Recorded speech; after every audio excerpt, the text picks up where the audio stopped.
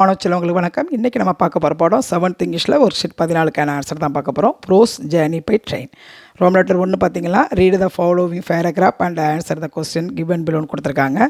Paragraph நீங்கள் நல்லா படித்து அண்டர்ஸ்டாண்ட் பண்ணிக்கங்க. அது ஃபுல்லாக நம்ம இதில் நடத்தி படிக்க முடியாது, ஏன்னா எம்பி அதிகமாக ஓடிட்டுருக்கு.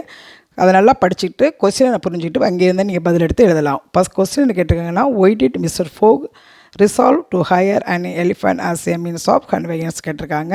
எப்போவுமே நீங்கள் பார்த்துங்க, இங்கிலீஷை பொறுத்த வரைக்கும் முதல் வரி நீங்கள் கேள்வியிலேருந்தே எழுதிக்கலாம். அந்த கேள்வியிலே இருக்குது பாருங்கள், mister Fogg resolve to hire and elephant as a means of conveyance because, இதுதான் உங்களுக்கு பதில்.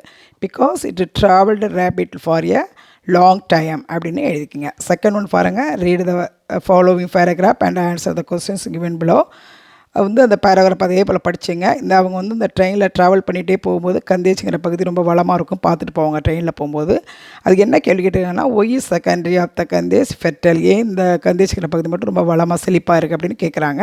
அந்த கொஸ்டின்லேருந்து எழுதிக்கலாம். The country of the Ganges is fertile because it is watered by many small rivers and clear streams, mostly tributaries of the Godavari அப்படின்னா எழுதிக்குங்க. இந்த துணை நதிகள்லாம் இங்கே ஓடுறதுனால அந்த பகுதி வளமாக இருக்குது அப்படின்னு அர்த்தம். அடுத்து பார்த்தீங்கன்னா, pick out a suitable affix and coin a new words for the root words given in the table below and write them in the blanks கொடுத்துருக்காங்க. அஃபிக்ஸ் வேர்டு கொடுத்துருக்காங்க, ரூட் வேர்டு கொடுத்துருக்காங்க. இதை அஃபிக்ஸ்னால் இணைப்பு சொற்கள். இதை பயன்படுத்தி நம்ம எப்படி எழுதுறதுன்னு பின்னாடி பார்க்கலாம்.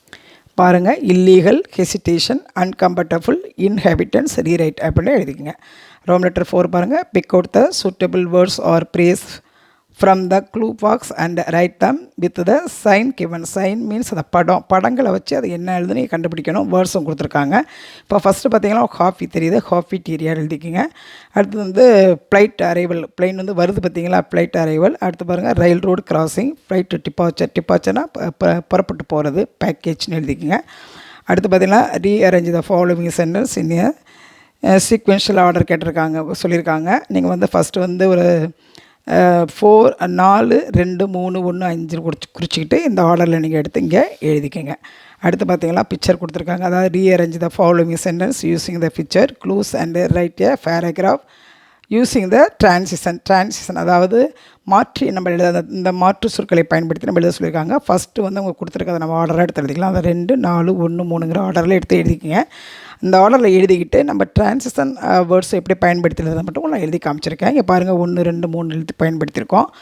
ராஜா is good at football in addition to that he is interested in chess nowadays, therefore he practices chess every day. At the same time, he does not want to lose his position in his football team அப்படின்னு கொடுத்துருக்காங்க. அப்படின்னு இங்கே எழுதிங்க. அதாவது 3 இங்கே இந்த இன் additional to that எழுதியிருக்கோம், இங்கே தர்ஃபோர் எழுதியிருக்கோம். அடுத்த சேம் டைம்னு போட்டு நீங்கள் இதை எழுதிக்குங்க. அடுத்து பார்த்தீங்கன்னா, dropped SMS for the following situation using the hints given கொடுத்துருக்காங்க.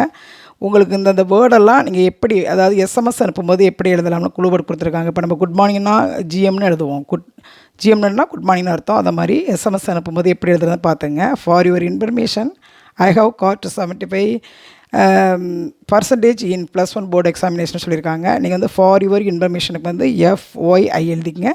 ஐ ஹாவுக்கு ஐ போட்டு வி போட்டுக்கிறாங்க. காட் அடுத்து பார்த்தீங்கன்னா 75 இன் +1 போர்டு எக்ஸாமினேஷனுக்கு எக்ஸாம்னு எழுதிக்கிங்க. நெக்ஸ்ட் ஸ்டோரி கொடுத்துருக்காங்க. அதாவது என்னென்னா, பிரியாவும் அவங்க ஆண்டி அனிதாவும் அவங்க ஹாலிடேக்காக வேண்டி சென்னை போகிறாங்க. சென்னைக்கு போகிறது பிரியா தான் ஃபஸ்ட் டைமாக. அவளுக்கு ஒரு த்ரில்லிங்காக இருக்குது அந்த சென்னை பயணம். எப்படி அவங்க டிக்கெட் எடுத்துக்கிட்டு அவங்க சென்னைக்கு போனாங்க அப்படிங்கிறதான் ஸ்டோரியாக சொல்லியிருக்காங்க. நம்ம சுருக்கமாக எப்படி எழுதிக்கலாம்னா, Priya was going to stay in Chennai with and Anita summer holidays travel by train. Priya's first time traveling in a train.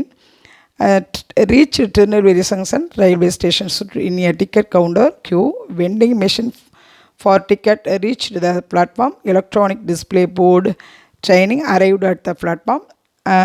Found their seat. Reached the Chennai in 10 hours.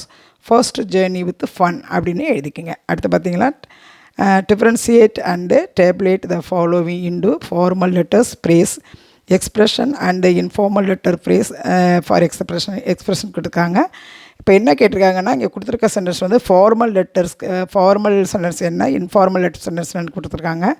நான் குறிச்சிருக்கேன் பாருங்கள், ஃபார்மல் குறிச்சிட்டு இந்த அடியில் குறிச்சிட்டு அது வரை எடுத்து இங்கே எழுதிங்க. அதான் dear sir or madam formal, I am writing inform you formal, love share your truly best records, kind records வந்து informal. I just wanted to let you know அது formal. Hi Robert அப்படிங்கிறது informal. You can call me if you need anything informal. Yours sincerely, yours faithfully formal. Please do not hesitate to contact me in the informal. இந்த மாதிரி குறிச்சிக்கிட்டு இங்கே வந்து formal லெட்டருக்கு வரதுக்குள்ளே இங்கே எழுதுங்க, இன்ஃபார்முக்கு வரக்கூடியதை இங்கே எழுதிடுங்க. ரொம்ப 10 என்ன சொல்லியிருக்காங்கன்னா, frame a sentence by writing the first letters of the given picture clues in the box provided below then கொடுத்துருக்காங்க தெம்னு. இதில் வந்து ஐஸ்கிரீமுக்கு வந்து ஃபஸ்ட் லெட்டர் எழுத சொல்லியிருக்காங்க. ஐஸ்கிரீமுக்கு வந்து ஐ போட்டுங்க, சன்னுக்கு எஸ் போட்டுங்க, ஹவுஸுக்கு ஹெச் போட்டுங்க, ஆண்ட்டுக்கு எறும்புக்கு வந்து ஏ போட்டுங்க, லாக்குனா பூட்டு எல் போட்டுங்க. இப்போ வந்து ஜீனா கோட்டு, அடுத்து ஆக்டோபஸ்னால் ஓ வரும். அதே போல் ஆக்டோபஸுக்கு ஓ போட்டுங்க, ஃபிஷ்ஷுக்கு எப்போ போட்டுங்க. இப்போ நோஸ்னால் என்ன, ஆக்டோபஸுக்கு ஓ போட்டுங்க டி. அதாவது இந்த சென்டென்ஸ் வந்து சென்டென்ஸ் மேக் பண்ண சொல்லியிருக்காங்க. நம்ம பார்த்தோம்னா அதை சேர்த்து எழுதணும்னா ஐ செல், அந்த இதை பார்த்துருக்காங்க, ஐ ஷால் கோ ஆஃப் நூட்டுன்னு வருது. நூட்டுங்கிறது வந்து ஒரு புதிய வேர்டாக இருக்குது, என்னென்னு தெரியல, அது பார்த்துங்க. ஓகே, வீட்டில் இருங்க, பத்திரமா இருங்க, பாதுகாப்பாக இருங்க. மறக்காமல் என்னோட சேனலை சப்ஸ்கிரைப் பண்ணுங்கள். அப்போ தான் நான் போடக்கூடிய வீடியோ உங்கள் வீடு தேடி வரும். Thank you students.